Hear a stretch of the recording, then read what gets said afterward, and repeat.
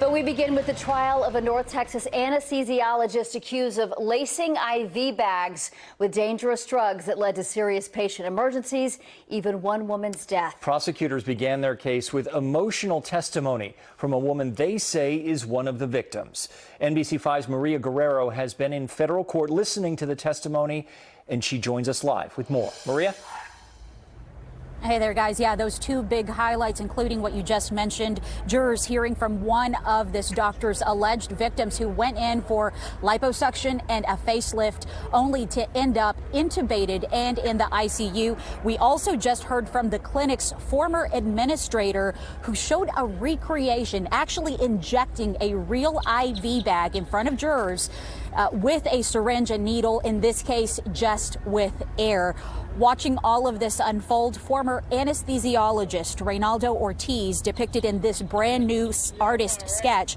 Ortiz is accused of injecting IV bags with drugs, causing several patients to suffer cardiac emergencies at Baylor Scott & White Surgicare in North Dallas in 2022, and in the death of a fellow doctor who took and allegedly tampered with IV bag home for her own use.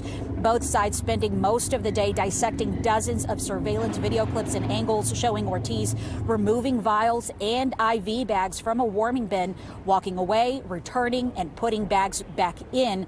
Then different nurses picking up bags. And in some cases, staff then rushing in as patients experienced alarmingly high blood pressure, then transferred to the hospital. Ortiz's defense is trying to prove he did nothing wrong, especially because you never see him on camera physically injecting those bags. Now, back to that former clinic administrator. Her name is Ashley Burks. She broke down, recalling the last case linked to Ortiz, where an 18-year-old started to crash in late August after a string of similar emergencies. Burks immediately alerted higher-ups, quote, saying, "It's expletive happening again." Later, checking that teens used IV bag and testifying, "We found a hole in it."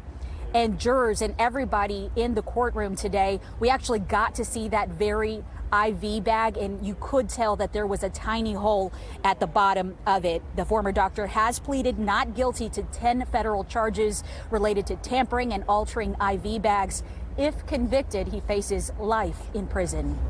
Reporting live in Dallas, Maria Guerrero, NBC5.